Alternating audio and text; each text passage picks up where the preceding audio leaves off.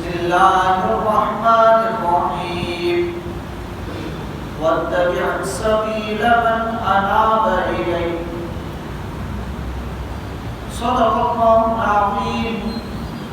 وقال النبي صلى الله عليه وسلم ذكر الأنبياء من العبادة وذكر الصالحين من كفارة الذنوب، أو كما قال عليه الصلاة والتسليم.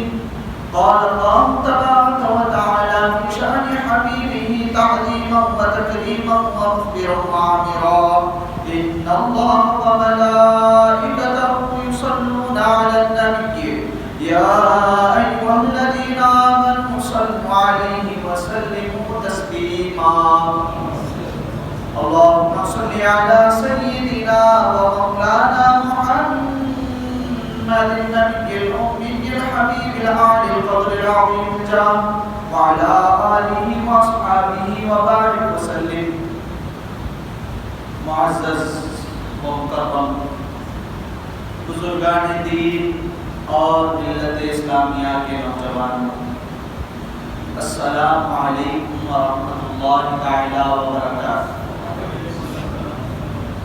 اللہ رب العزت کا ہم پر بے انتہا فضل و کرم ہے کہ اس نے ہم تمام کو انسان بنایا اور اس کے پیارے حبیب ہم سب کے آقا و مولا جناب احمد مصطفیٰ محمد رسول اللہ صلی اللہ علیہ وسلم کے امت میں پیدا کیا۔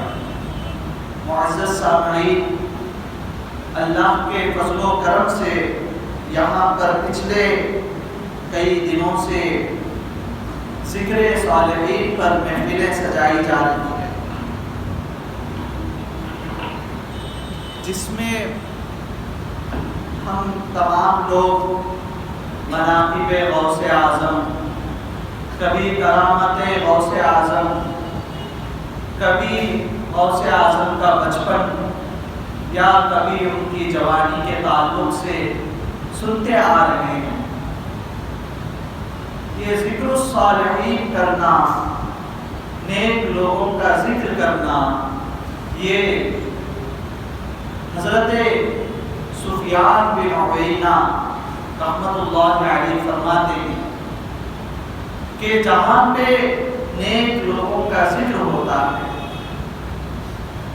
وہاں پہ اللہ رحمتوں کا نزول کرتا ہے۔ جہاں پہ نیک لوگوں کا، صالحین کا ذکر ہوتا ہے وہاں پہ اللہ اپنی رحمتوں کا نزول فرماتا ہے۔ تو آج ہم آئے اللہ کی رحمتوں کو اپنی جھولیوں میں بھر کے جانے کے لیے۔ تو معزز سامعین، اولیاء اکرام کا ذکر اس لیے کرتے ہیں کہ ہم ان کے حالات سے واقف ہو جائیں، ان لوگوں نے جس طرح اپنی زندگی کو گزارا، ان لوگوں کے اندر خوف باری تعالیٰ کس طرح رہا کرتا تھا، خشیت الہی ان کے دلوں میں کس طرح پیوست تھا۔ غوث اعظم کا ذکر ہم اس لیے کرتے ہیں کہ ہم جانیں کہ وہ دنیا میں کس طرح اپنی زندگی گزار کے گئے۔ وہ اپنی زندگی میں خدا کے خوف کو اور رضائے الہی کو اور عبادتوں کو کس طرح وہ اپناتے تھے تاکہ ہم بھی ان کی طرح عبادتوں میں اپنی زندگی گزاریں۔ یہی اس کا مقصد ہے۔ اولیاء اکرام کا ذکر کرنے کا مقصد کیا ہے کہ ہم ان کی زندگیوں کو جانیں، پھر اپنی زندگیوں کو ان کی زندگیوں کی طرح بنا لیں۔ اور حدیث شریف میں آتا ہے، امام حاکم اس حدیث کو نقل کرتے ہیں، بڑی زبردست بات ہے۔ آج ہر کوئی اپنا وقت عبادت میں گزارنا بھی پسند کرتا ہے اور ہر کوئی اپنے گناہوں کا کفارہ ادا کرنا پسند کرتے ہیں نا۔ ہر کوئی چاہتے ہیں نا کہ میرے گناہوں کا کفارہ ہو جائے، یعنی جتنے گناہ میں نے کیے دنیا میں اس کی توبہ یا کسی ذریعے سے اس کا کفارہ ادا کر کے میں خدا کی مغفرت کو حاصل کروں، اللہ مجھے بخش دے۔ ہر ایک کی یہی تمنا ہے نا، تو ان لوگوں کے لیے خوشخبری ہے۔ آج جو یہ وقت آپ لوگ ذکر غوث الورا میں لگا رہے ہو نا، آج یہ وقت جو مناقب غوث اعظم کے لیے محفل سجا کر ان کے ذکر کو سننے کے لیے آپ لوگ آئے ہیں نا، ان لوگوں کے لیے خوشخبری ہے۔ حدیث میں ہے، مستدرک حاکم کی حدیث ہے، امام حاکم آپ فرماتے ہیں کہ حضور صلی اللہ علیہ وسلم نے فرمایا کہ ذکر الانبیاء من العبادہ، انبیاء علیہ السلام کا ذکر عبادت سے، یعنی انبیاء علیہ السلام کا ذکر کرنا گویا کہ بندہ وہ اپنی زندگی اس وقت کو، اس لمحے کو خدا کی عبادت میں گزار رہا ہے۔ پھر اس کے آگے حضور صلی اللہ علیہ وسلم فرماتے ہیں وَذِكْرُ الصَّالِحِينَ وَذِكْرُ الصَّالِحِينَ كَفَّارَةُ الذُّنُوبِ۔ آپ صلی اللہ علیہ وسلم فرماتے ہیں نیک لوگوں کا ذکر کرنا گناہوں کا کفارہ ہے۔ سبحان اللہ، نیک لوگوں کا ذکر کرنا گناہوں کا کفارہ ہے۔ حدیث ہے، اللہ اللہ، آپ کا ایک لمحہ بھی ضائع نہیں ہو رہا ہے۔ آپ یہاں پر جمع ہوئے حدیث پر بھی عمل کر رہے ہیں، اور آپ پر اللہ کی رحمت دیکھیے۔ یہ کتاب میں آتا ہے کہ حضرت سفیان بن عیینہ فرماتے ہیں جو اللہ کے ولیوں کی محفل جہاں پہ سجتی ہے، جہاں پہ ذکر الصالحین ہوتا ہے، وہاں پر رحمتوں کا نزول ہوتا ہے۔ پھر دوسری جگہ حضور خود فرماتے ہیں میرے اللہ کے ولیوں کا ذکر یہ تمہارے گناہوں کا کفارہ ہے، تمہارے گناہوں کا کفارہ ہے۔ تو ہر کوئی یہاں پہ آیا اپنے گناہوں کے کفارے کو ادا کرنے کے لیے۔ اللہ قبول فرمائے، محفل سجانے والوں کو بھی قبول فرمائے، اللہ ان کو جنت میں محلات سے ان کی زندگی کو سجا دے، دنیا میں بھی ان کو شاد و آباد رکھے۔ تو خیر معزز سامعین، آج میری گفتگو کا عنوان ہے حضور غوث اعظم رحمت اللہ علیہ کا کردار، ان کے اخلاق کیسے تھے۔ ہم ان کے کرامتوں کو سنتے ہیں، ہم ان کی شان کو بھی سنتے ہیں، ہم پر لازم ہے کہ ہم ان کے کردار کو بھی جانیں، ان کے کردار کو بھی جانیں۔ ہم ہر لمحہ، ہر وقت نماز میں اللہ سے دعا کرتے ہیں اهدنا الصراط المستقیم صراط الذین انعمت علیہم من النبیین والصدیقین والشہداء والصالحین۔ ہم ہر لمحہ پنجگانہ نماز یا کسی بھی نماز میں اللہ سے دعا کرتے ہیں کہ اے اللہ ہمیں سیدھے راستے پر چلا۔ پھر آگے کہتے ہیں اللہ خود سکھاتا ہے اے بندو وہ راستہ کون سا راستہ ہے جن لوگوں پر میں نے انعام نوازا، جن لوگوں پر میرا انعام ہے۔ اور وہ کون لوگ ہیں؟ قرآن میں اللہ فرماتا ہے من النبیین والصدیقین والشہداء والصالحین، وہ میرے انبیاء میں سے ہیں، وہ میرے صدیقین میں سے ہیں، وہ میرے شہداء اور صالحین میں سے ہیں۔ تو اب ہمیں ایک اصول مل گیا کہ قرآن کے ذریعے ہم جان گئے کہ کن لوگوں کے راستے پر عمل کرنا ہم پر لازم ہے۔ ہم جان گئے قرآن کے اصول سے کن لوگوں کا راستہ اللہ کے رضامندی کا راستہ، کن لوگوں کا راستہ جن پر اللہ نے انعامات نازل فرمایا، وہ کن لوگوں کا راستہ ہے ہم قرآن سے جان گئے۔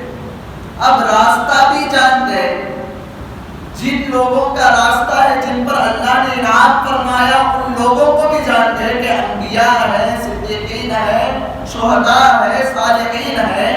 اب ہم تمام چیزوں کو جان گئے، اب ہمیں ایک کام کرنا ہے، ہم پر لازم ہے کہ ہم انبیاء کی زندگیوں کو دیکھیں، ہم صدیقین کی زندگیوں کو دیکھیں، ہم شہداء اور صالحین کی زندگیوں کو دیکھیں، جب تک ہم ان کی زندگیوں کو نہیں دیکھیں گے، جب تک ان کے ذکر کو نہیں کریں گے، ان کی زندگیوں پر اپنی نظر نہیں ڈالیں گے، ان کے حالات پر اپنی نظر نہیں ڈالیں گے، تب تک ہمیں نہیں پتا ہوگا کہ زندگی کس طرح اپنی زندگی گزارے، اللہ کے نیک بندے دنیا میں کس طرح اپنی زندگی گزارے۔ کب پتا چلے گا؟ جب ہم ان کی زندگیوں پر نظر ڈالیں گے۔ تو حضور صلی اللہ علیہ وسلم نے فرمایا، حدیث شریف میں آتا ہے، کل قیامت کا دن اس بندے کا نام اعمال جس کو میزان پر رکھا جائے گا، اور میزان جس کے نام اعمال سے وزندار ہو جائے گا، وہ بندہ وہ ہے جس کے اخلاق نیک ہو، جو دنیا میں اچھے اخلاق سے اپنی زندگی گزار کے گیا ہو۔ تو کل نام اعمال کا پلڑا وزن کرنا ہے تو دنیا میں نیکی کر کے یہاں سے نکلنا ہے، اچھے اخلاق پر اپنی زندگی کو گزار کے یہاں سے نکلنا ہے۔ تو اس لیے ہم کو چاہیے کہ ہم صالحین کے زندگیوں پر نظر ڈالیں، پھر دیکھیں کہ انہوں نے اپنی زندگی کو کس طرح گزارا۔ جب ہم نظر ڈال کے دیکھیں گے تو ہمیں پتہ چل جائے گا کہ اس طرح ہم بھی اپنی زندگی گزاریں گے تو ہمیں بھی اللہ ولایت سے نوازے گا، ہمیں بھی اپنے مقربین بندوں میں شمار کرے گا۔ تو اسی لیے ہم غوث اعظم کا ذکر کرتے ہیں، ان کے مناقب کو سناتے ہیں کہ لوگ یہ جانیں، پھر اپنی زندگی کو جس طرح انہوں نے گزارا اس طرح اپنی زندگی کو گزارے۔ تو کس طرح انہوں نے گزارا؟ اللہ مؤرخین فرماتے ہیں، میں ائمہ کی باتیں کر رہا ہوں۔ امام نووی نے بھی حضور غوث اعظم رحمۃ اللہ علیہ کے ذکر کو اپنی کتاب میں نقل کیا، امام اللہ علی قاری علیہ رحمۃ و رضوان نے، اور امام ابن جوزی محدث ابن جوزی جو بہت بڑے پائے کے محدث تھے، انہوں نے بھی حضور غوث اعظم کی شان کو بیان کیا، علامہ ابن تیمیہ نے بھی حضور غوث اعظم کی شان کو بیان کیا، اور دیگر یہاں تک کہ جتنے بھی ائمہ آئے اور جتنے بھی آئیں گے تمام حضور غوث اعظم کی شان کو اپنی کتابوں میں لکھتے جا رہے ہیں۔ تو معزز سامعین، اولیاء اکرام کے دلوں میں خشیت الہی کس طرح رہا کرتی، کس طرح ان کے دلوں میں خدا کا خوف رہتا تھا، ہر لمحہ وہ خدا سے ڈرتے، ہر لحظہ وہ خدا سے ڈرتے، یہاں تک کہ حضرت عبد القادر جیلانی رحمۃ اللہ علیہ کے تعلق سے آتا ہے، ائمہ فرماتے ہیں کہ ہر لمحہ حضور غوث اعظم کی آنکھوں سے اشک باری ہوا کرتی تھی، ہر لمحہ رویا کرتے تھے خدا کی خشیت سے، خدا کے خوف سے، ہر لحظہ ان کا ہر لمحہ خدا کے خوف میں گزرتا تھا، خدا کے خوف میں گزرتا تھا، اور اللہ سے اتنا قریب ہوتے، اللہ کی قربت کو حاصل کرنے کے لیے اتنے قریب ہوتے، تو اللہ خود ان کو اتنی برکتوں سے نوازتا ہے کہ کبھی آپ سنتے ہیں کہ غوث اعظم کی کرامتوں کو اللہ ان پر کشف ظاہر کر دیتا ہے۔ تو معزز سامعین، ان کا کردار کیا تھا؟ بچپن ہے، ماں بھیجتی ہے، 4 سال کی عمر ہے، ماں اپنے لگتے جگر کو بھیجتی ہے، بیٹا جاؤ جا کر کسی مکتب میں حضرت سے جا کر قرآن پڑھو، قرآن سیکھو۔ وہ نکلے قرآن پڑھنے کے لیے، جب وہ نکل کر گئے قرآن پڑھنے کے لیے تو دیکھتے ہیں جب حضرت نے ان کو کہا بیٹا بسم اللہ پڑھو، تب وہ بسم اللہ پڑھے، جب بسم اللہ پڑھ کر سورہ فاتحہ پڑھا، پھر سورہ فاتحہ کے بعد الف لام میم پورا پڑھ کر سنا دیا بغیر دیکھے، کرتے کرتے پہلا پارا، دوسرا، تیسرا، چوتھا، یہاں تک کہ مؤرخین فرماتے ہیں 18 پارے سنا کر خاموش بیٹھ گئے۔ تو پوچھتے ہیں اے بیٹے آگے نہیں پڑھتے، یہیں پر رک گئے؟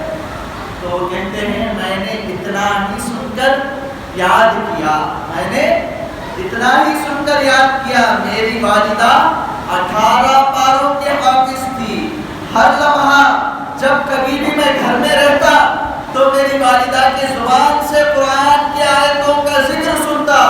ہر لمحہ میری ماں قرآن کو پڑھا کیا کرتی تھی. سن سن کر میں نے 18 پاروں کو یاد کر لیا جو میری ماں کو یاد تھے، جو میری ماں کو یاد تھے. تو یہاں سے ایک بات پتہ چلتی ہے، کرداروں کو سنوارنا، لوگوں کے اخلاق کو سنوارنا، اس کی اصل اور اس کی جو رکاب ہے، یعنی اس کی جو ڈوری ہے، وہ ماں کے پاس ہوتی ہے. گھر میں اگر ماں بچے کے سامنے قرآن پڑھے گی تو بچہ بھی قرآن پڑھے گا.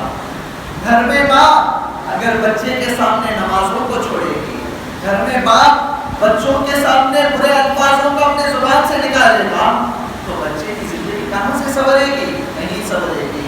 تو یہ کردار کو اپنانا چاہیے، تبھی ہماری زندگی بھی چمکے گی اور آخرت بھی چمکے گی.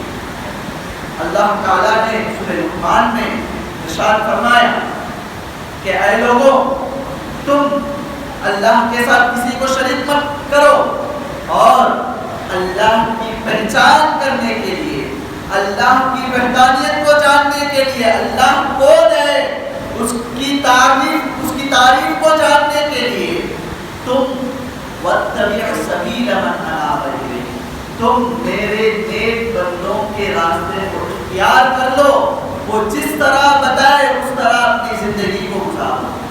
تو قرآن کا کہنا ہے کہ نیک لوگوں کے راستے کو اپناؤ. تو میں کہتا ہوں نیک لوگوں میں تو ہم یہ بھی کہتے ہیں کہ حضور غوث اعظم بھی تو نیک ہیں. نیک تو بہت دور کی بات، ان کے قدموں کو لگ کر ولی بنتا ہے. آپ کہتے ہیں کہ قدمی ہادی علی رقبۃ کل ولی اللہ، میرا قدم وہ ہے کہ جس کے کھاتے پر اگر میرا قدم لگ جائے وہ اللہ کا ولی بن کر چمک رہا.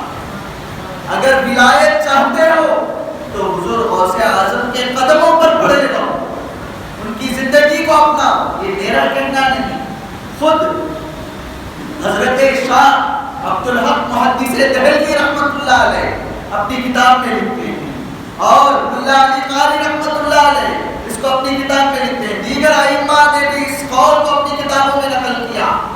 تو معزز سامعین، تم اپنی زندگی کو سنوارنا چاہتے ہو تو اولیاء کرام کے دامن کو تھامو، نیک لوگوں کی طرح اپنی زندگی بنا لو.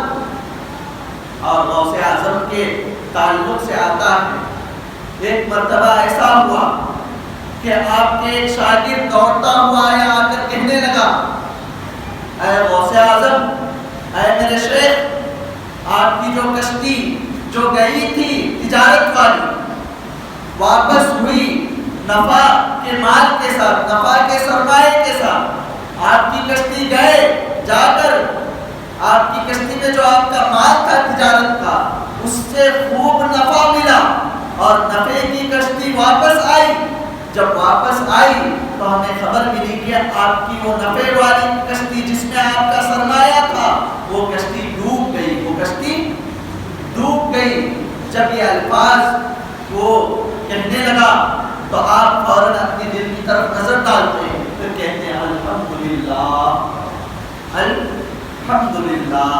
پھر تھوڑا عرصہ گزرتا ہے، پھر وہی دوڑتا ہوا آتا ہے، آ کر کہتا ہے، اے شیخ، اے عبد القادر جیلانی، وہ جو کشتی ڈوبی تھی وہ آپ کی کشتی نہیں، آپ کی کشتی باسلامت ساحل میں آ گئی، ساحل میں آ کر پہنچ گئی. پھر آپ نظر ڈالتے ہیں اپنی دل کی طرف، پھر کہتے ہیں الحمدللہ. جتنے مریدین بیٹھے ہوتے ہیں، جتنے شاگردین بیٹھے ہوتے ہیں، وہ حیرت میں پڑ جاتے ہیں، تعجب میں پڑے رہتے ہیں، دیکھتے ہیں کیا ماجرا ہے، سمجھ میں نہیں آتا.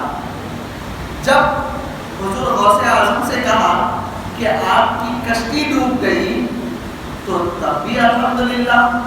جب آپ سے کہا آپ کی کشتی بچ گئی تب بھی الحمدللہ، تب بھی الحمدللہ. یہ ماجرا سمجھ میں نہیں آتا.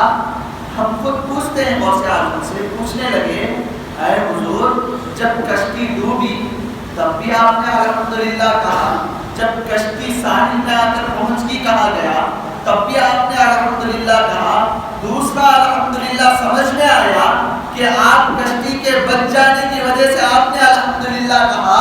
کشتی کے ڈوبنے کی وجہ سے آپ نے کیوں الحمدللہ کہا؟ قربان چاہیے حضور غوث اعظم نے کہا اے میرے مریدوں، اے میرے مریدوں، تم لوگوں نے نہیں سمجھا، نہ تو تم نے پہلا الحمدللہ سمجھا، نہ تو تم نے دوسرا الحمدللہ سمجھا۔ دوسرا الحمدللہ بھی تم لوگوں نے نہیں سمجھا۔ تم یہ سمجھتے ہو کہ میری کشتی ساحل میں آ گئی اس لیے میں نے الحمدللہ کہا تھا۔ نہیں، تم سنو میں کس لیے الحمدللہ کہا تھا۔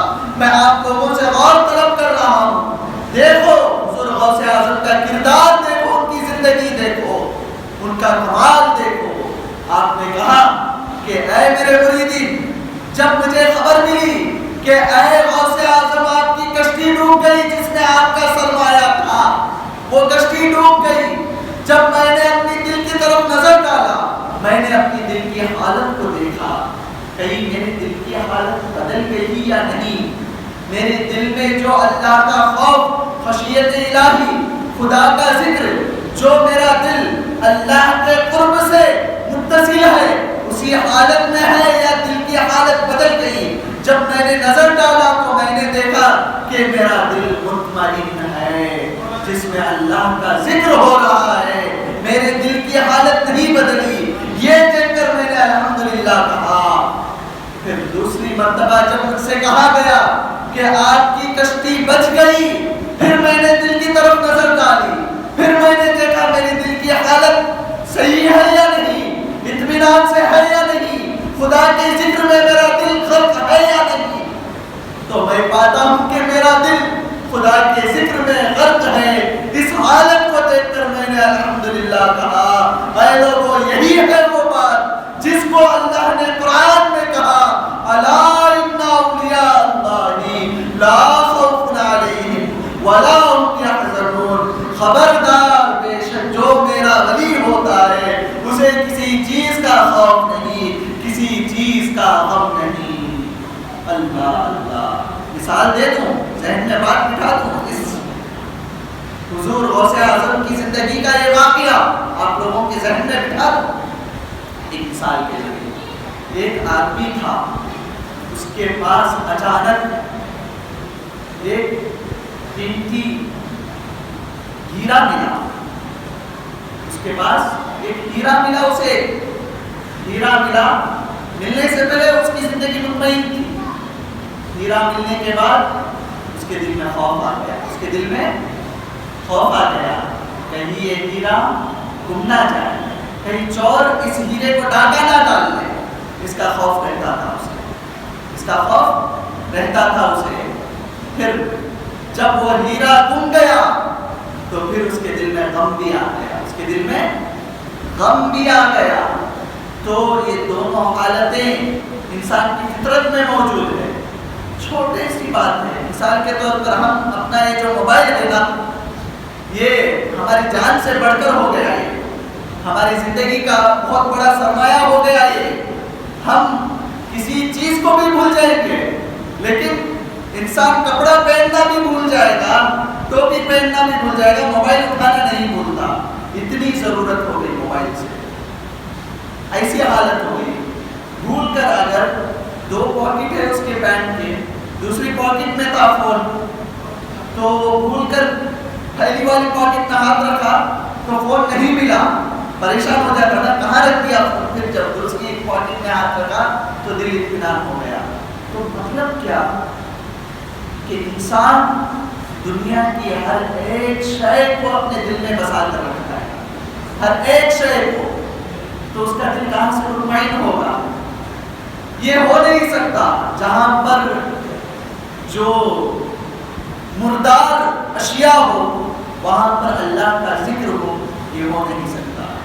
دو چیزیں، گندگی اور اچھائی، ایک جگہ نہیں رہتی، ایک جگہ نہیں رہتی۔ تو کہنے کا مطلب یہ ہے، اولیاء اکرام کی شان یہ ہوتی، جس طرح غوث اعظم کے پاس کہا گیا کہ آپ کی سرمایہ، آپ کی زندگی بھر کا سرمایہ ڈوب گیا، تو ان کی دل کی حالت نہیں بدلی۔ پھر کہا کہ آپ کا سرمایہ بچ گیا، ان کی دل کی حالت نہیں بدلی۔ کیوں؟ کیونکہ ان کا دل دنیا کی لذتوں سے، دنیا کی محبتوں سے پرے ہے، ان کے دل میں خدا کی محبت ہے، دنیا کی محبت نہیں۔ کیوں؟ کیونکہ دنیا کیا ہے؟ الدنیا ملعونۃ وملعون ما فیہا۔ حدیث میں آتا ہے دنیا ملعون ہے، اور ایک حدیث میں آتا ہے الدنیا جیفۃ، دنیا اگر مردے کی طرح ہے، وتارکھا کلاب، اور دنیا کی طلب کرنے والا وہ کتا ہے۔ اللہ اللہ، ہم کہاں دوڑ رہے ہیں؟ ہماری زندگیوں کو دیکھو، ہم غوث اعظم کو پکارتے ہیں، لیکن ان کی زندگی کی طرح ہماری زندگی نہیں ہے نا۔ ہم کہاں، وہ کہاں؟ خیر، ہم دعا کرتے ہیں اللہ ہماری زندگی کو بھی جس طرح ان کو تقوی سے نوازا، وہ تقوی ہمیں بھی عطا کرے۔ تو معزز سامعین، کہنے کا مطلب یہ ہے، اگر تمہیں خدا کا عرفان بھی چاہیے یا خدا کی تعریف کو بھی حاصل کرنا چاہتے ہو، تب بھی تمہیں اولیاء اکرام کے دامن کو تھامنا پڑے گا۔ کیوں؟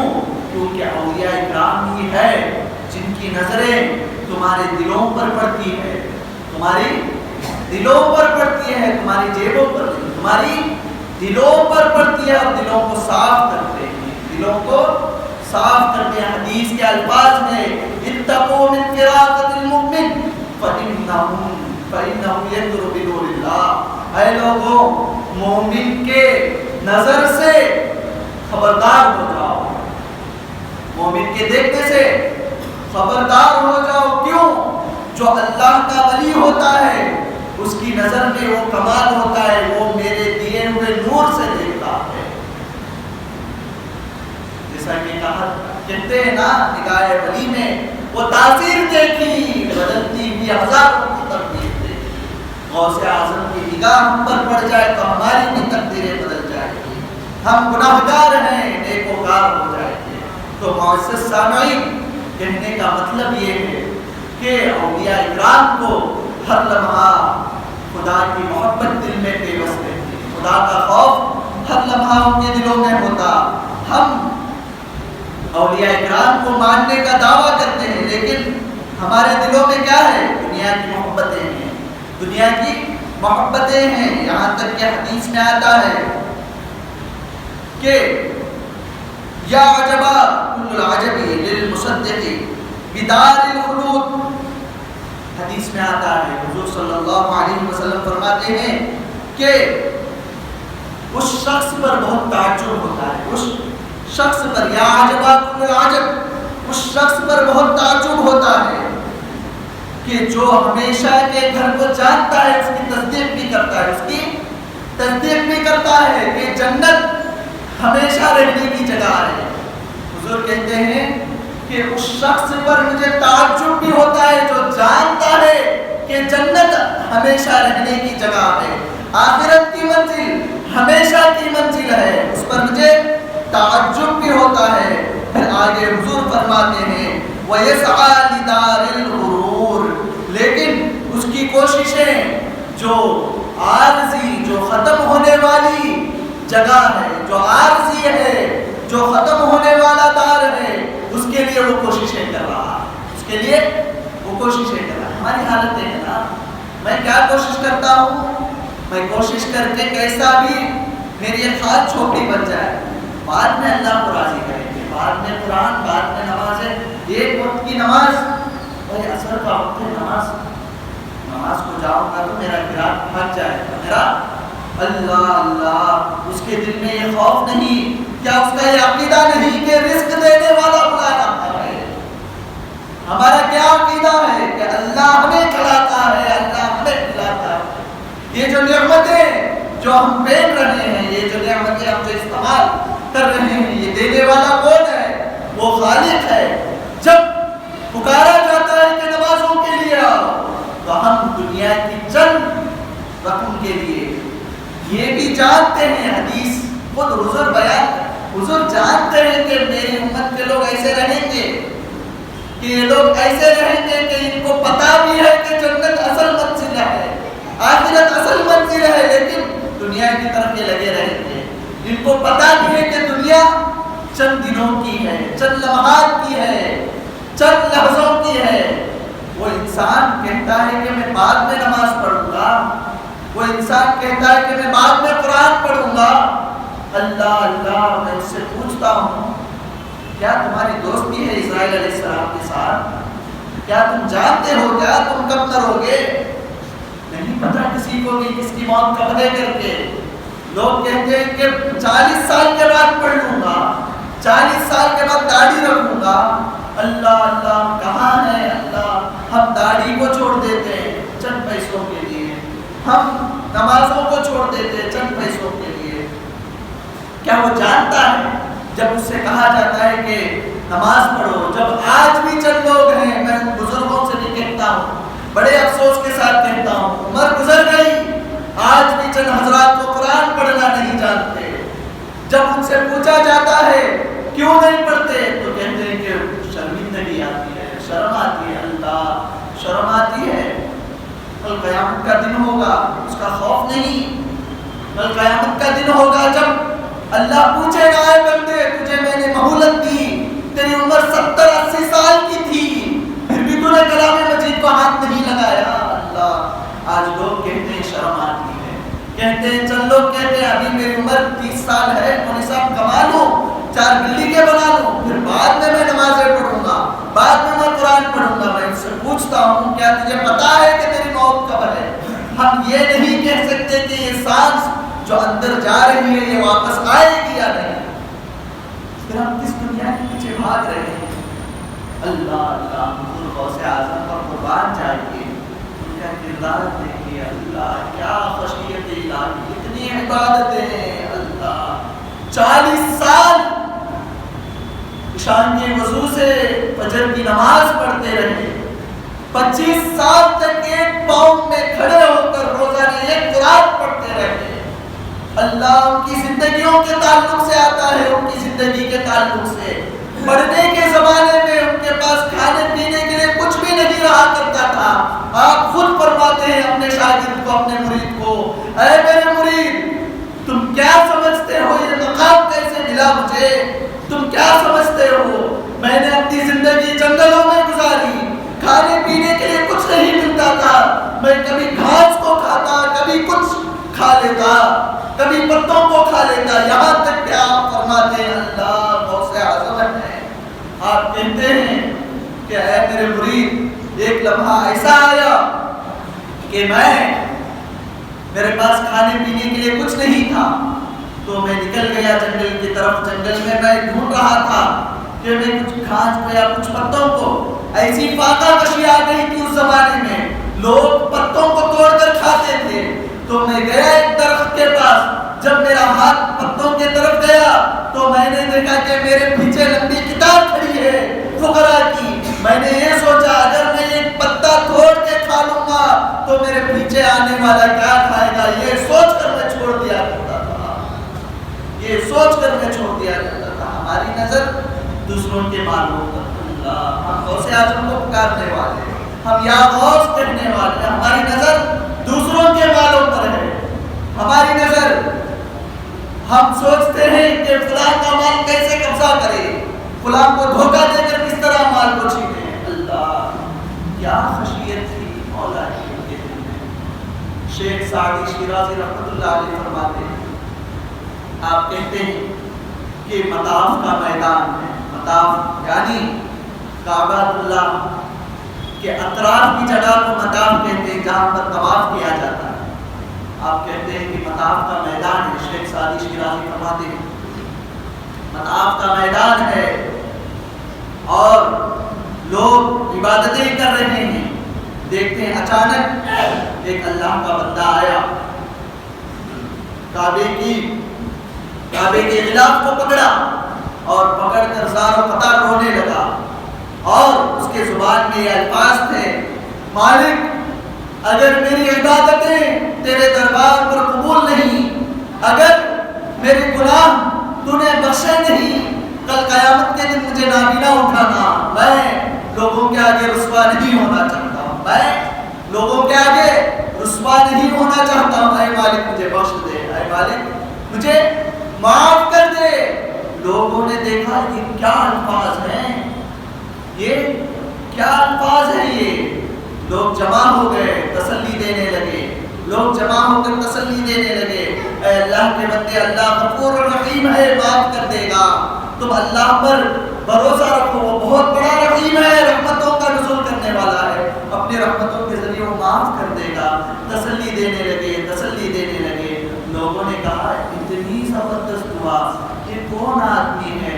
لوگوں نے پوچھا ہے بندے تو کون ہے؟ اس طرح پکار کر تو مانگ رہا ہے اللہ کی مغفرت کو، تو کون ہے؟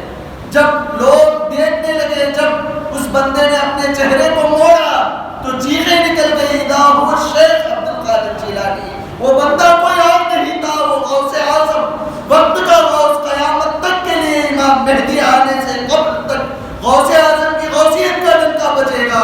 وہ غوث اعظم خدا کے خوف سے اتنا لرز گئے ہیں۔ ہماری عبادتیں کیا ہے؟ ہماری عبادتیں کیا ہے؟ اللہ اللہ، اتنا بڑا مقام، اتنا بڑا مقام، خود کہتے ہیں کہ ولی میرے قدم سے بن کر نکلتا ہے، جس کے کھانے پر میرے قدم کا مہر لگ جائے وہ ولی بنتا ہے۔ ان کی شان دیکھیے، اللہ اللہ، کعبے کے سامنے کھڑ کر رو رہے ہیں، کیا کہہ رہے ہیں؟ مالک مجھے نابینا اٹھانا قیامت کے دن، میں تیرا کیا مقابلہ کروں گا، تیرے بندوں کا بھی نہیں کر سکتا، مجھے نابینا اٹھانا، نہیں تو میری مغفرت کر دے اللہ۔ اتنی ریاضتیں، اتنی عبادتیں، جنگلوں میں وقت گزارا۔ اللہ کہتا تھا اے میرے عبد القادر، خضر علیہ السلام کو بھیج کر کہتا تھا اے میرے عبد القادر کھا لے، اے میرے عبد القادر کھا لے، تیرا بھوکا رہنا مجھے سنبھالا نہیں جاتا، تیرا بھوکا رہنا مجھے دیکھا نہیں جاتا، اے میرے عبد القادر کھا لے۔ اللہ قسمیں کھا کھا کر کھلایا کرتا تھا غوث اعظم کو، وہ شان والے، ان کے دل میں خدا کا خوف دیکھیے اللہ۔ آج ہم جھوٹ بولنے ہماری زبان پیچھے نہیں ہٹتی، گناہ کرنے میں ہم پیچھے نہیں، لوگوں کو دھوکہ دینے میں ہم پیچھے نہیں، نمازوں کو چھوڑنے میں ہم پیچھے نہیں، ہم نیک کام سے کوسوں دور ہیں، پھر بھی ہم دعویٰ کرتے ہیں کہ ہم جنتی ہیں، ہم دعویٰ کرتے ہیں کہ ہم جنت کو چلے جائیں گے۔ اللہ اللہ، اللہ بخش دے گا ضرور، اللہ پر بھروسہ ہے بخشے گا، لیکن اس امید پر نہ رہنا کہ میں گناہ بھی کروں گا اللہ مجھے بخش بھی دے گا۔ اس کے تعلق سے حدیث ہے، سنا دو، اللہ کے رسول صلی اللہ علیہ وسلم نے فرمایا العاقل من دان نفسه وعمل بما بعد الموت والاحمق، اور ایک الفاظ ہے والعاجز من اتبع نفسه هواه وتمنى على الله الامان۔ حضور صلی اللہ علیہ وسلم نے فرمایا کہ عاقل وہ ہے جو اپنی موت کے بعد والی زندگی کے لیے عمل کرتا ہے۔ من دان نفسہ، وہ اپنی نفسانی خواہش کو ختم کر دیتا ہے، کیوں؟ موت کے بعد والی زندگی بن جائے، آخرت کی منزل بن جائے، اصل زندگی بن جائے جو موت کے بعد ہے وہ بن جائے، وہ وہی عاقل ہے۔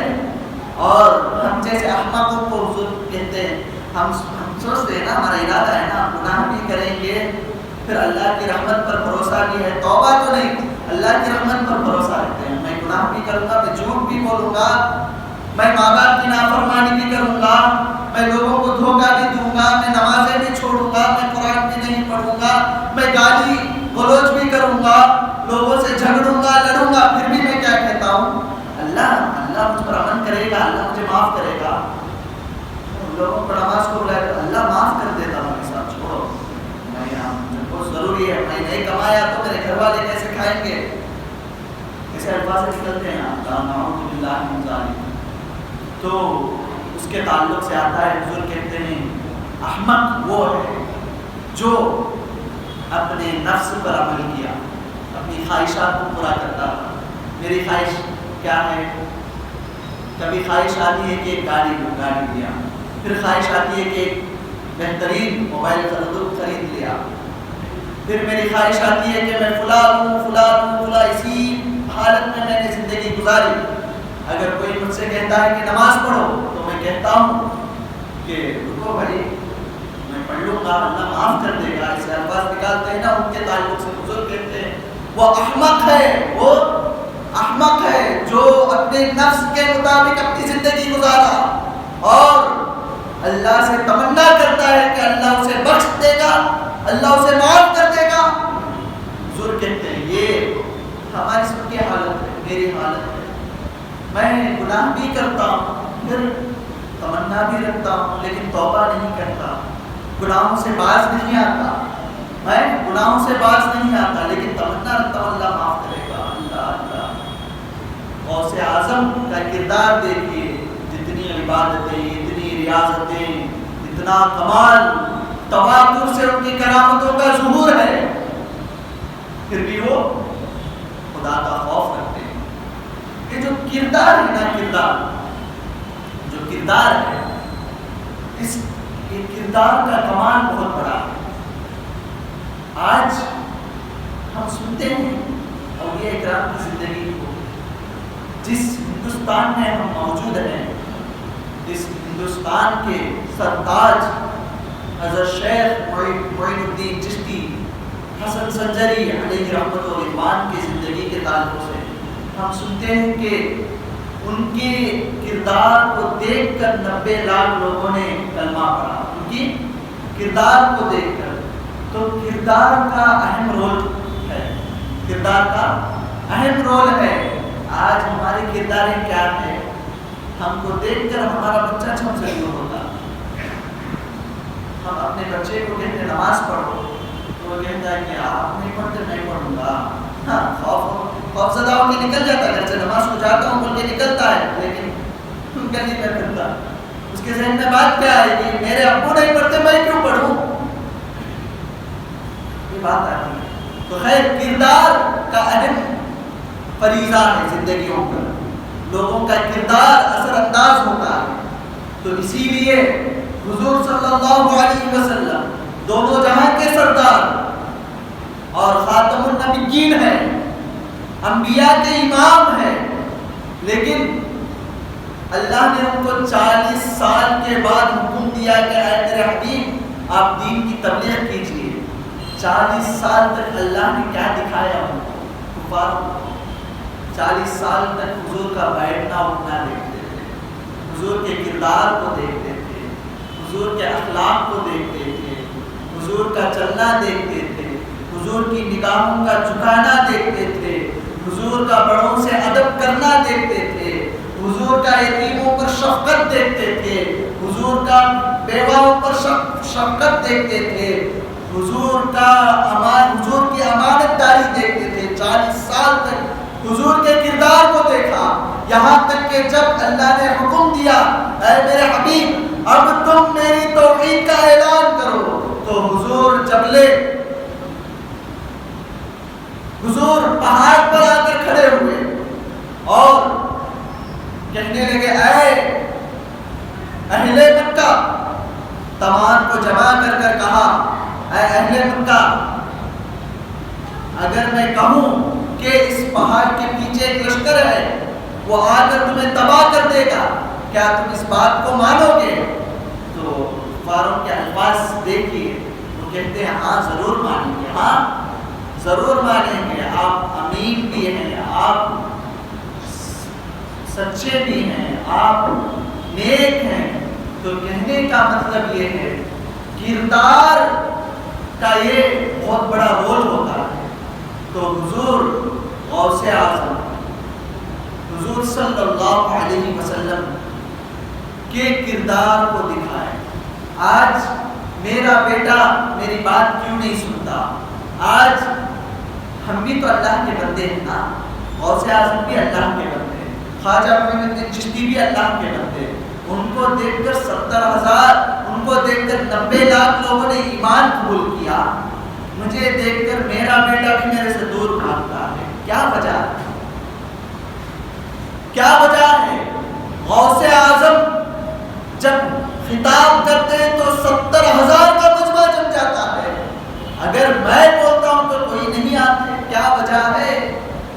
غوث اعظم کی زبان سے الفاظ نکلتے ہیں تو لوگوں کے رونگٹے کھڑے ہو جاتے ہیں، لوگ کانپنے لگتے ہیں۔ اللہ اللہ ہر مجلس میں 70 لوگوں کے جنازے اٹھتے تھے. آپ کے زبان سے نکلتا ہوا خدا کی تعریف کو سن کر, خدا کی خشیتوں کا ذکر سن کر لوگ وجد میں آ کر اپنے کپڑے پھاڑتے ہوئے ایسی وجد طاری ہوتی ان پر کہ ان کی روح قبض ہو جاتی. یہ کمال کیا ہے؟ ہمارے اندر وہ نہیں, ان کے اندر وہ کیا ہے؟ تو حضور غوث اعظم خود فرماتے ہیں کہ ہر ولی کسی نہ کسی نبی کے قدم پر ہوتا ہے, ہر ولی کسی نہ کسی نبی کے قدم پر ہوتا ہے, اور مجھ پر دونوں جہاں کے سردار حضور سرور عالم محمد رسول اللہ صلی اللہ علیہ وسلم کا قدم ہے. ہر ولی کسی نہ کسی کے قدم پر ہوتا ہے. پھر حضور غوث اعظم کہتے ہیں مجھ پر دونوں جہاں کے سردار کا قدم ہے. تو مطلب کیا ہے؟ غوث اعظم اپنی زندگی کو نہیں دکھائے, خواجہ معین الدین چشتی اپنے کردار کو نہیں دکھائے, وہ حضور کو دکھاتے.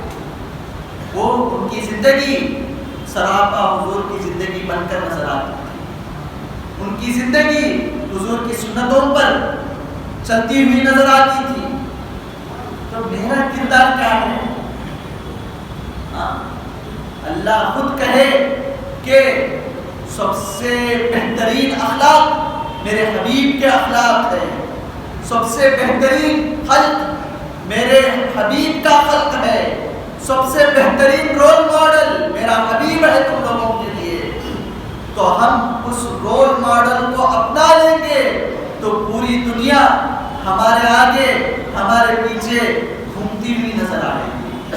تو ہم اپنے آپ کو دکھاتے ہیں, غوث اعظم حضور کو دکھائے, غوث اعظم اپنی زندگی میں حضور کی زندگی کو بتائے, غوث اعظم اپنی زندگی میں حضور کس طرح بیٹھتے تھے, حضور کس طرح کھڑتے تھے, حضور کی سنتیں کیا ہے, حضور کا چلنا کس طرح ہوتا, حضور کا نماز پڑھنا کس طرح ہوتا, حضور کی ریاضتیں کس طرح ہوتی, اور حضور کی زندگی کیا ہوتی, انہوں نے اپنی زندگی میں دکھایا. آج ہم اپنا چہرہ دکھائیں گے تو لوگ کہاں سے آئیں گے؟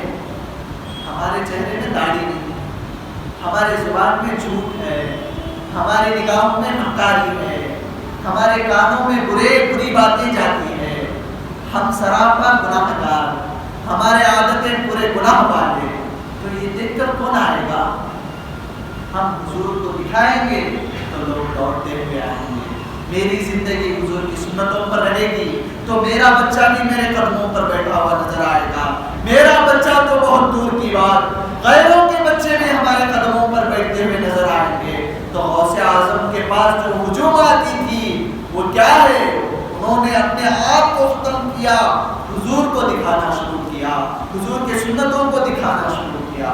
تو معزز سامعین, اللہ کا حکم ہے کہ اے لوگوں, تم اگر میرے عرفان کو پانا چاہتے ہو, میرے تعارف کو حاصل کرنا چاہتے ہو, تو میرے نیک لوگوں کی اتباع کرو, میرے بندوں کی اتباع کرو.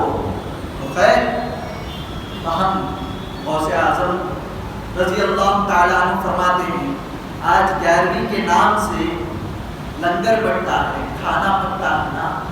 حضور غوث اعظم فرماتے ہیں کہ میں نے اپنی زندگی میں خدا کے قرب کو حاصل کرنے کے 300 اعمال جانا. میرے نظر سے 300 ایسے اعمال گزرے جس سے بندہ خدا کا قرب حاصل کر سکتا ہے, اور ان 300 اعمال میں سے سب سے بہترین عمل جس کے ذریعے انسان بہت جلد خدا کا قرب حاصل کر سکتا ہے وہ عمل یہ ہے, آپ فرماتے ہیں جو بندہ بھوکوں کو کھانا کھلاتا ہے وہ اللہ کے قرب کو بہت جلد پاتا ہے. اللہ اللہ. تو آج ان کے نام سے 11ویں کا لنگر ہر بھوکا کھاتا ہے. یہاں تک کہ مؤرخین فرماتے ہیں اللہ اللہ قربان چاہیے غوث اعظم. کسی نے آ کر پوچھا اے شیخ عبد القادر جیلانی, اگر تمہیں پوری دنیا کی دولتیں دے دی جائیں, پوری دنیا کی دولتیں دے دی جائیں تو تم اس کا استعمال کیسے کرو گے؟ ایک لفظ میں بتانا, ایک لفظ میں بتانا، ایک لفظ میں بتانا۔ اگر کوئی بادشاہ یا وقت کا سی ایم ہم سے کہے کہ اے فلاں ادھر آ، میں تجھے 10 کروڑ روپے دیتا ہوں، 10 کروڑ روپے دیتا ہوں، تو اسے کیسے کن کاموں میں تو لگائے گا؟ تو پہلے تو 10 کروڑ روپے لینے سے تو رہا میں کیا کروں گا؟ پہلے جا کے مشورہ کروں گا اپنے دوستوں سے، اپنے احباب سے، مجھے 10 کروڑ روپے ملنے والے ہیں، میں اس کو کہاں پہ لگاؤں؟ مشورہ لوں گا۔ کوئی کچھ کہے گا، کوئی کہے گا زمین میں لگاؤ، کوئی کہے گا فلاں جگہ بلڈنگ لو، فلاں جگہ فلیٹ لو، فلاں جگہ فلاں کاریں خریدو، عیش و آرام کی زندگی گزارو۔ یعنی مشورے کو لینے کے لیے میں 1-2 دن لگا دوں گا۔ میں مال کو لینے سے تو پرے، میں اسے کہوں گا کہ چند دنوں کی مہلت دے، میں پہلے مشورہ کر کے آتا ہوں، یہ کہہ کر میں نکل جاؤں گا۔ قربان چاہیے حضور غوث اعظم پر۔ اللہ اللہ، جب ان سے پوچھا گیا اے شیخ عبد القادر جیلانی، اگر تمہیں دنیا بھر کی دولتیں بھی دے دی جائے تو تم ان دولتوں کو، ان تمام خزانے کو کہاں پر لگاؤ گے؟ ایک ہی لفظ انہوں نے نہیں کہا کہ میں مشورہ کرتا ہوں، انہوں نے نہیں کہا کہ میں مہلت دوں گا، تم کل آ کے پوچھو میں اس کا جواب دیتا ہوں۔ نہیں، جب اس آدمی کے زبان سے الفاظ نکلے، فوراً ان کی زبان سے نکلا اے اللہ کے بندے، اگر کوئی مجھے جہاں بھر کی دولتیں بھی دے دے، میں ان دولتوں کو رکھ کے بھوکوں کو کھلاؤں گا، بھوکوں کو کھلاؤں گا۔ اللہ اللہ، آج ہم بھوکوں کے رزق کو مار کے کھاتے ہیں، ہم یہ نہیں دیکھتے۔ حضور صلی اللہ علیہ وسلم نے فرمایا اگر تمہارے گھر میں گوشت کا سالن بنتا ہے تو تھوڑا سا پانی ملاؤ، اپنے پڑوسی کو بھی تھوڑا سا شوربہ ڈال کے دے دو، ہو سکتا ہے کہ وہ کئی دنوں سے گوشت کو نہیں کھایا ہوگا۔ اللہ، یہ درس ہے اسلام کا۔ اسی لیے آج ہم حضور غوث اعظم کے نام سے لنگریں چلاتے ہیں، ان بھوکوں کو کھلاتے ہیں جو نہیں کھاتے، اور ہم بھی کھاتے ہیں اللہ کے فضل سے، اللہ کے کرم سے۔ تو معزز سامعین، یہ ہے غوث اعظم کی زندگی، یہ ہے ان کا کردار۔ میں بتاتا ہوا جاؤں، وقت مجھے اجازت نہیں دے گا، پوری زندگی بھی میری ختم ہو جائے گی، میں ان کے کردار کو بیان نہیں کر سکوں گا۔ تو خیر، آج آخری دن ہے تو میں یہ بہتر سمجھتا ہوں کہ چند تعلیمات حضور غوث اعظم کے بھی ہمیں مل جائے تو ہمارے لیے غنیمت ہے۔ تو کسی نے سوال کیا حضور غوث اعظم سے رضی اللہ تعالیٰ عنہ سے، اے غوث اعظم، اللہ کے قرب کو کس طرح حاصل کیا جائے، اللہ کے قرب کو کس طرح حاصل کیا جائے؟ تو غوث اعظم کہنے لگے کہ اے اللہ کے بندے، اللہ کے قرب کو حاصل کرنے کی ابتدا بھی ہے اور اس کی انتہا بھی ہے، اس کی انتہا بھی ہے۔ پھر آگے حضور غوث اعظم فرماتے ہیں اس کی ابتدا میں سے یہ ہے کہ اس میں سے پہلے تو یہ ورع یعنی تقوی، پھر دوسرا اس تقوی کی انتہا کو پہنچنا، پھر تیسرا اللہ کی رضامندی، اور چوتھا اس رضامندی میں راضی ہو جانا۔ اللہ کی قرب کو حاصل کرنے کی پہلی منزلوں میں سے ہے یہ۔ تو پھر آگے حضور غوث اعظم فرماتے ہیں کہ اس وقت تک انسان تقوی کی منزل کو متقی نہیں بن سکتا جب تک اس کے اندر یہ 10 اوصاف نہیں آ جائے، جب تک وہ اپنے اندر یہ 10 کمالات کو نہیں پائے گا تب تک وہ تقوی کی پہلی منزل کو پار نہیں کر سکتا۔ پھر آگے فرماتے ہیں اس میں سے پہلی بات یہ ہے حفظ اللسانی عن الغیبہ۔ اللہ، پہلی بات کی ہم پر بہت بڑی چٹان ہے ہمارے سروں پر۔ حضور غوث اعظم فرماتے ہیں اس میں سے پہلی بات یہ ہے اپنی زبان کی حفاظت کرنا، کس سے؟ لوگوں کی غیبت کرنے سے۔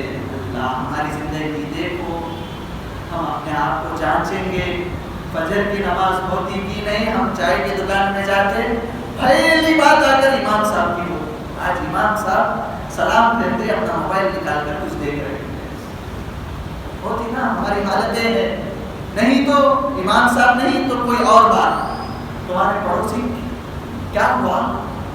یا کوئی دوست وہاں موجود نہ ہو اس کے بارے میں پوچھتے آج انہیں کہ کوئی نہیں آیا، انہیں نماز نہیں پڑھتا، ہم بہت بڑے مقام پر ہم ولی بن کے اللہ کے کہتے ہیں کہ انہیں نماز نہیں پڑھتا، میں چھپ کے آتا سو نماز کو، میں بڑا نمازی، میں بڑا نمازی، ایسا لوگوں کی غیبت کرتے ہیں نا۔ حضور غوث اعظم فرماتے ہیں تقوی کی پہلی منزل، اور اس منزل کو تبھی پاؤ گے جب یہ 10 صفتیں تم میں موجود ہوگی۔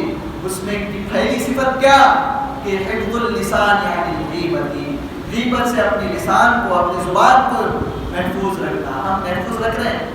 ہم اپنے آپ کو جانچیں کہ ہم محفوظ رکھ رہے ہیں یا نہیں۔ تو خیر، دوسری بات آپ فرماتے ہیں الاجتناب عن سوء الظن، اللہ، یہ تو غیبت ہے۔ غیبت کیوں ہوتی ہے؟ دوسری بات یہ اس جڑ کو پکڑیے۔ غوث اعظم فرماتے ہیں کہ بدگمانی سے اپنے آپ کو بچانا۔ اس کی دوسری صفت کیا ہے؟ اس کی دوسری قسم کیا ہے؟ بدگمانی سے۔ ہم کسی پر پہلے بدگمان ہو گئے، پھر اس کی جستجو میں اس کے پیچھے لگتے۔ اللہ فرماتا ہے یا ایھا الذین آمنوا اجتنبوا کثیرا من الظن ان بعض الظن اثم۔ اللہ فرماتا ہے اے ایمان والو، تم گمانوں سے بچو، اجتناب کرو، کیونکہ تمہارا گمان کرنا کبھی کبھار یہ گناہ بھی ہو سکتا ہے۔ ولا تجسسوا، ہم کیا کرتے ہیں؟ گمان بھی کرتے ہیں، پھر اس کے بعد جاسوسی۔ ہمارے دماغ میں کسی کے تعلق سے اچانک کوئی پیسے والا ہو جائے نا، 10 سال پہلے کوئی جھوپڑی میں تھا، 10 سال کے بعد اس کے 2 بڑے بلڈنگ آ جائے تو پہلے ہمارے گمان میں آتا ہے شراب کچھ کمایا رہے گا، نے کسی کو دھوکہ دیا رہے گا، تب بھی پولیس صاحب یہ کما سکتے سو، نہیں تو نہیں ہوگا آج کی دنیا میں۔ انہیں کسی کو دھوکہ دیا رہے گا، میں تو مسجد کے چندے میں سے پیسے اٹھایا رہے گا، تبھی چنے آپ کو یہ بلڈنگ بن سکتا، نہیں تو نہیں بن سکتا۔ یہ گمان، بدگمانی، اللہ، یہ بہت بڑا گناہ ہے۔ حضور غوث اعظم فرماتے ہیں کہ جن باتوں کی غیبت کرتے ہو نا تم لوگ، وہ کیا ہے؟ پہلے بدگمانی رہتی، پھر اس کی تجسس ہوتی، پھر بات کو غلط ہی رکھ کے ہم کیا کرتے؟ غیبتیں کرنا شروع کر دیتے۔ تو خیر، دوسری بات کیا ہے؟ لوگوں پر بدگمانی سے بچنا، کسی پر برا ظن نہیں رکھنا، کسی کے تعلق سے برا نہیں سوچنا۔ امام صاحب یا کوئی بھی کسی ضرورت کے لیے اگر وہ نماز کے وقت، نماز کے سلام کے بعد اگر اس کو فون بھی آیا ہو، وہ فون کے لیے اٹھ کر چلا جائے، تم بدگمانی نہیں کرنا، اس کی کوئی ضرورت بھی ہو سکتی ہے۔ تو خیر، پھر تیسری بات آپ فرماتے ہیں الاجتناب عن السخریۃ من الناس، اللہ۔ پھر تیسری، ہمارے اندر یہ پورے اوصاف ہیں، میرے اندر بھی ہیں۔ صبح ہوتی کہ ان کی غیبت کرتا میں، پھر اس کے بعد بدگمانی بھی کرتا، پھر تیسری بات کیا؟ لوگوں کا مذاق۔ حضور غوث اعظم فرماتے ہیں لوگوں کے مذاق اڑانے سے اپنے آپ کو دور رکھو۔ ہم ہر لمحہ مذاق اڑاتے ہیں، میں نماز پڑھا تو انہیں نماز نہیں پڑھا تو میرے اندر وہ ہمت نہیں کہ اسے نماز کو لے آؤں، مذاق اڑاتے ہیں، میں نماز نہیں پڑھتا ہوں۔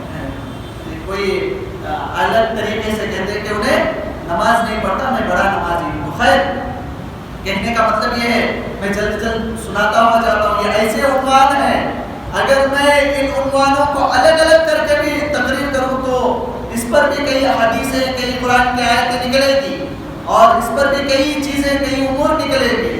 خیر، اس پر میں نہیں جانا چاہتا ہوں، آگے بڑھتا ہوں کہ پہلے یہ باتوں کو ذہن میں بٹھا دو، بس ان گناہوں سے اللہ ہماری اور آپ کی حفاظت کرے۔ پھر آگے حضور غوث اعظم رضی اللہ تعالیٰ عنہ فرماتے ہیں کہ 4ویں چیز یہ ہے غض البصر عن المحارم، غیر محرموں سے اپنی نظر کو نیچی رکھنا۔ اللہ آج ہماری زندگی پر نظر ڈالے کہ ہماری نظریں کہاں دوڑ رہی ہیں۔ اللہ، یہ نظر وہ ہے جو قرآن کو بھی دیکھتی ہے، یہ نظر وہ ہے جو غیر محرموں پر بھی پڑتی ہے، کیا اس نظر میں کمال ہوگا؟ اللہ۔ تو خیر، بتانے کے لیے بہت باتیں ہیں، تو آگے بڑھتا ہوں۔ پھر 5ویں بات حضور غوث اعظم فرماتے ہیں صدق اللسان، اپنی زبان کو سچائی والی زبان بنا لو۔ ہماری زبان سے اگر بات نکلے تو تو وہ سچ کے سوا کچھ اور نہیں ہونا چاہیے۔ پھر چھٹی بات آپ فرماتے ہیں کہ اللہ نے اس پر جو نعمتیں دی اور اس پر جو اللہ نے نعمتیں دی وہ جان گیا کہ اللہ کی طرف سے ہے، اور وہ جاننے کے بعد بھی وہ اس جگہ میں اپنے نفس کو لاتا ہے۔ کوئی بندہ محنت کر کے 10-15 سال کے بعد اس کے مال میں اضافہ ہو جائے تو بڑے فخر سے کہتا ہے کہ میں کمایا بھائی، میں کمایا۔ اللہ کہتا ہے کہ اے لوگوں تم فقراء ہو، اللہ ہی غنی ہے، ہمارے پاس چند پیسے آ جائے تو ہم تکبر کرنے لگ جاتے ہیں۔ خیر، جو نعمتیں ہمیں ملی وہ اللہ کی طرف سے ملی، اس میں میری ذات کی کوئی بھی کمال نہیں۔ میں کیا ہوں، میری ذات کیا ہے؟ اگر اللہ چاہتا تو مجھے لنگڑا یا میرے ہاتھوں کو سلب کر دیتا یا میری آنکھوں کی بینائی کو چھین لیتا، لیکن اللہ کا کرم ہے، مجھے بینائی سے نوازا، مجھے گویائی سے نوازا، مجھے سماعت دی، مجھے بصیرت اور بصارت دی، میرے ہاتھوں میں قوتیں دی۔ یہ اللہ نے عطا کیا، میرے اندر وہ کمال نہیں تھا۔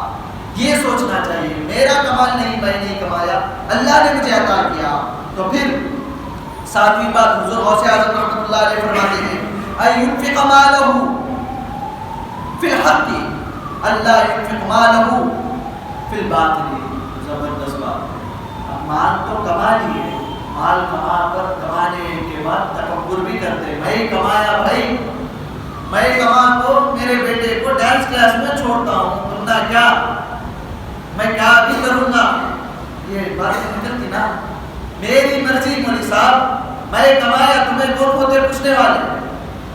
میں میرے بیٹے کو آرٹسٹ بھی بناؤں گا، میں میرے بیٹے کو ایکٹر بھی بناؤں گا، میرا پیسہ میں لگا رہا ہوں۔ اللہ اللہ، حضور غوث اعظم فرماتے ہیں کہ اَيُنْفِقُ مَالَهُ، جو مال اللہ نے تجھے دیا اس مال کو دیکھ، وہ مال تو کہاں خرچ کر رہا ہے؟ حضور غوث اعظم فرماتا ہے اَيُنْفِقُ مَالَهُ فِي الْحَقِّ، تو اپنے مال کو اللہ کی راہ میں خرچ کر، اللہ کی راہ میں خرچ کر، اور اس طرح مت کر کہ تیرا مال باطل چیزوں میں لگے۔ تو آج ہم اپنے مال کو اچھی طریقے سے اچھے باطل چیزوں میں لگا رہے ہیں، اچھا خاصا انویسٹ کر رہے ہیں، ایسا انویسٹ جو قیامت کے دن ہم پر بہت بڑا بوجھ بنے گا، ایسا انویسٹ جو گناہوں کو بڑھا رہا ہے۔ ہمارے اندر یہ کام نہیں، ہم کوئی مسجد کو ایک واٹر ہیٹر لا کے دے دے یا کوئی مسجد میں اے سی لگا دے، 4 لوگ جو بڑے بڑے مالدار ہوتے ہیں ان کے اندر بات چلتی ہے، انہیں دیتا تو اس کا کوئی حرام کام نہیں تھا، اس وجہ سے اس کے پاس پیسہ زیادہ ہے، نے لاکھ کو دیا، ایسی بات نہیں کرتے۔ ہمارے اندر وہ طاقت نہیں کہ ہم اللہ کی راہ میں مال لگائے۔ اللہ اللہ، ہم روزانہ اپنے اوپر 100 روپے سے زیادہ خرچ کرتے نا۔ جمعہ کے دن کتنے لوگ آتے مسجد؟ غالباً اس مسجد میں شاید 800-1000 لوگ آ جاتے نا، ہاں۔ تو ہر ایک آدمی اپنے جیب میں سے 10 روپے بھی ڈالے گا تو اللہ کے گھر کے لیے دینی راہ میں اس کا مال ضائع بھی نہیں۔ اللہ قرآن میں کہتا ہے جو میرے لیے میری راہ میں مال خرچ کرتا ہے تو میں اسے 70 گنا زیادہ دیتا ہوں۔ 70 گنا تو بہت دور کی بات، تم گمان بھی نہیں کر سکتے، میں اتنا عطا کروں گا، میں اتنا عطا کروں گا۔ ہم انویسٹ کہاں کر رہے ہیں؟ ہمارے جیب میں جو نہیں چلنے والی 10 کی نوٹ رہتی نا، پرانی نوٹ، ٹوٹی نوٹ، یہ چائے کے دکان والا بھی نہیں لے گا، وہ باہر جو برانڈے میں جو غریب کھڑے رہتے نا انہیں بھی دیا تو میرے سے بڑا فقیر ہے تجھ رکھ لے، وہ نوٹ اٹھا کے ہم چندے کی بکیٹ میں ڈالتے ہیں۔ یہ ہماری حالت ہے۔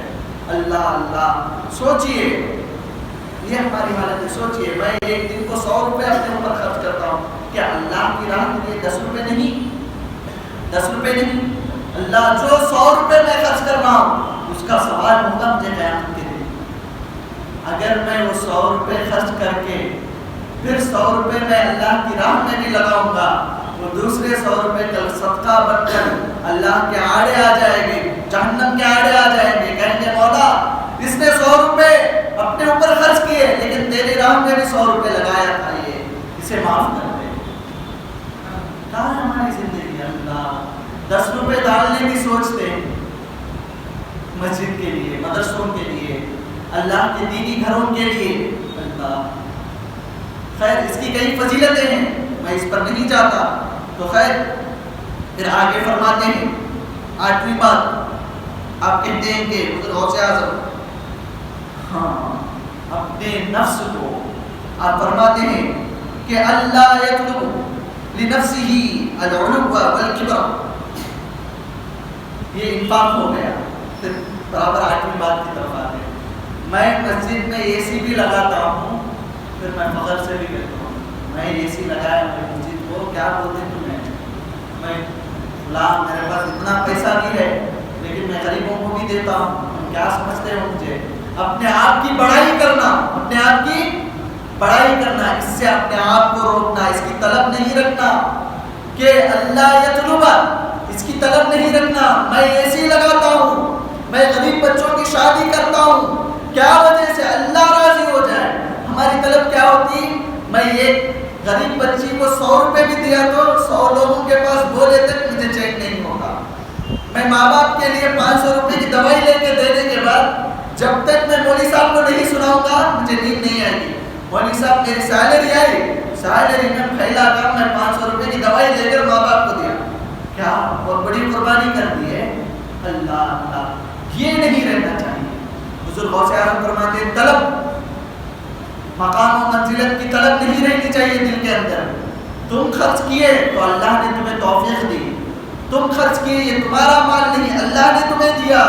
تو اللہ کا دو کرم ہے، ایک اللہ تمہیں مال سے نوازا، پھر اللہ نے تمہیں ہدایت دی کہ اس کی راہ میں خرچ کرو.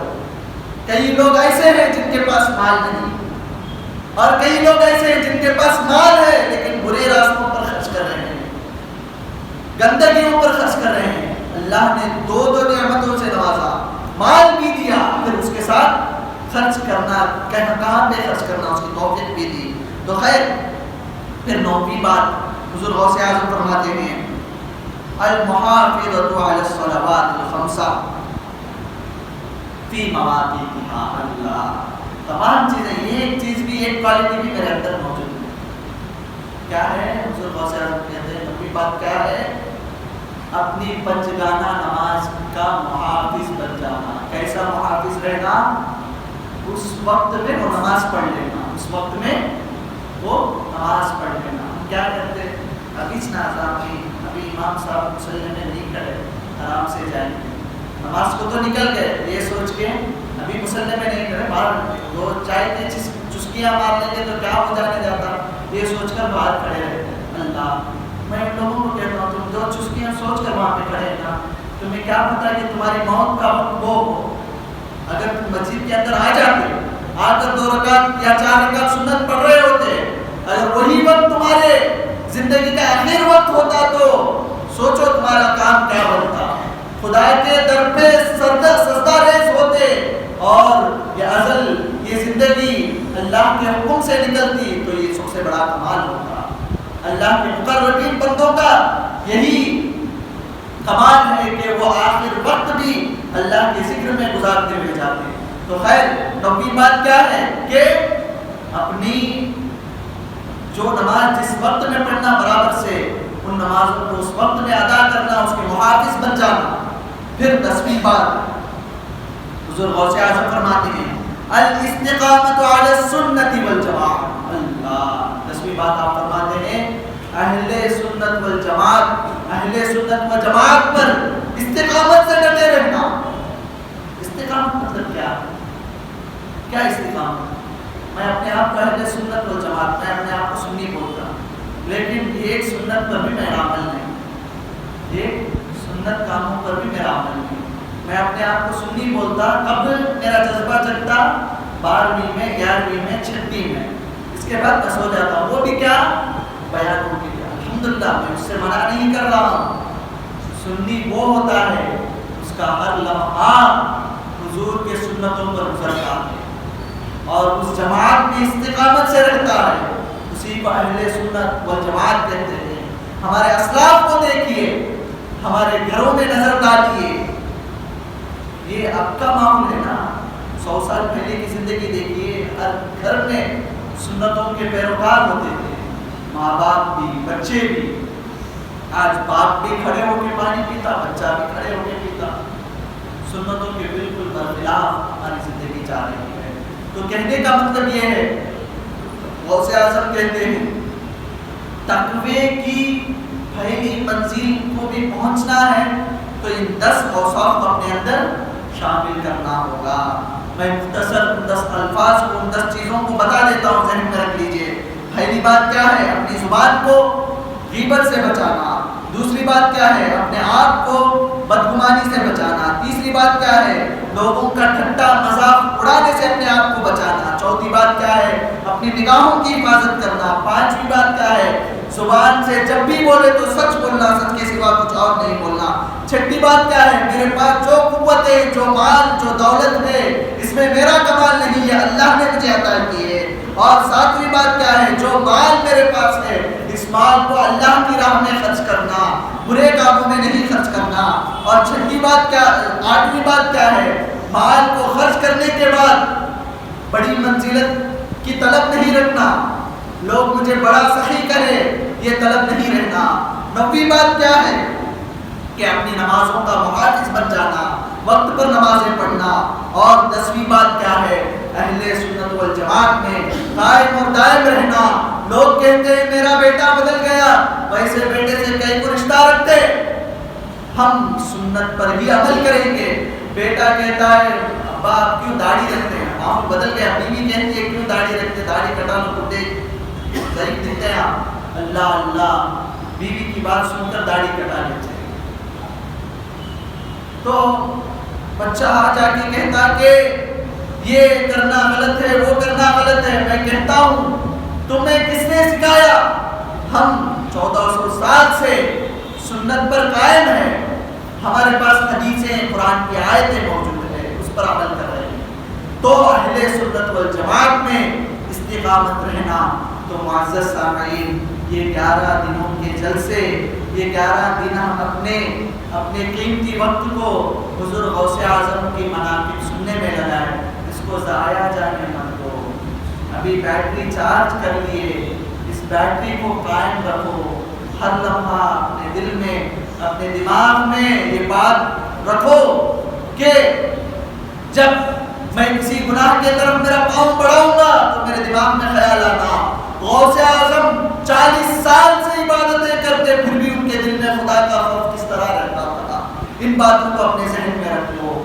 یہ جلسے، یہ تمام زندگی، یہ تمام لوگ جو جلسے سجاتے ہیں، اس کا مقصد ہی یہی ہے کہ لوگوں کو، جو لوگ دنیا میں ہیں، ان کو مولا سے ملا دے، ان کو اولیاء اکرام کی زندگی بتا کر ان کو ان کے قریب کر کے اللہ سے ملا دے۔ یہی اس کا مقصد ہے، اس کا اور کوئی مقصد نہیں، یہی اس کا مقصد ہے۔ ہم جو کر رہے ہیں قرآن اور حدیث پر عمل کر رہے ہیں۔ آپ نے جو وقت گزارا، آپ نے اپنے گناہوں کا کفارہ ادا کیا، اولیاء اکرام کا ذکر کرنا، یہ اللہ کی سنت، حضور کی سنت، جتنے بیان ہوئے ہر بیان میں کہتا ہوں یہ ہمارے اسلاف کی سنت، یہاں تک کہ اولیاء کا ذکر کرنا رحمتوں کا نزول ہے، اولیاء کا ذکر کرنا یہ ہمارے گناہوں کا کفارہ ہے۔ وآخر دعوانا الحمدللہ رب العالمین۔ باری تعالیٰ سے دعا کروں